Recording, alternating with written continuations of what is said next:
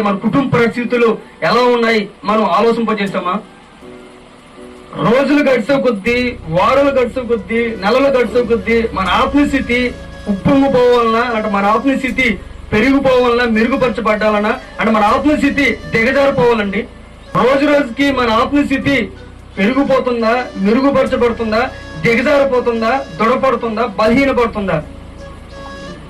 నిజంగానే మన ఆత్మస్థితి ఏంటో మనం పరిశీలన చేసుకుంటే, నిజంగానే మన ఆత్మస్థితి ఎంతవరకు దేవుడు ఒక సాహసంలో మనం ఉన్నామో అని పరిశీలన చేస్తే, ఆలోచింపజేస్తే మన జీవితాలు ఈ విధంగా ఉంటాయి. Sunday worship మానేస్తామా?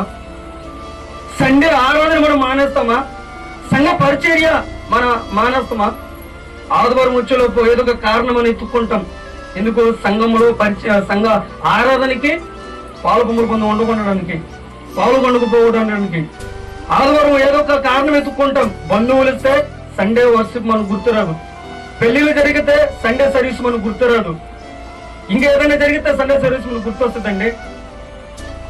అందుకే ప్రభు నేర్చుకోరు మన ఆత్మస్థితి అంటూ మనం తెలియపరచుకోవాలా. మన ఆత్మస్థితి ఎంతవరకు దేవుని ఎదుట ఎలా ఉంది, సంఘంలో మన ఆత్మస్థితి ఎలా ఉంది, మన వ్యక్తిగతంగా రహస్యమైన ప్రార్థన జీవితము ఎలా ఉంది, అలా ఆలోచించి తన పాపాలను ఒప్పుకొని తన ఆ తప్పును సరి చేసుకుని ఆత్మస్థితిని ముందుకెళ్తుంటాడు విశ్వాసంలో. నిజంగా దేవుడు వాడిని దీవిస్తాడు. ప్రతి పనికి ఒక దీవెన ఉంటుంది, ప్రతి పనికి ఒక్కొక్క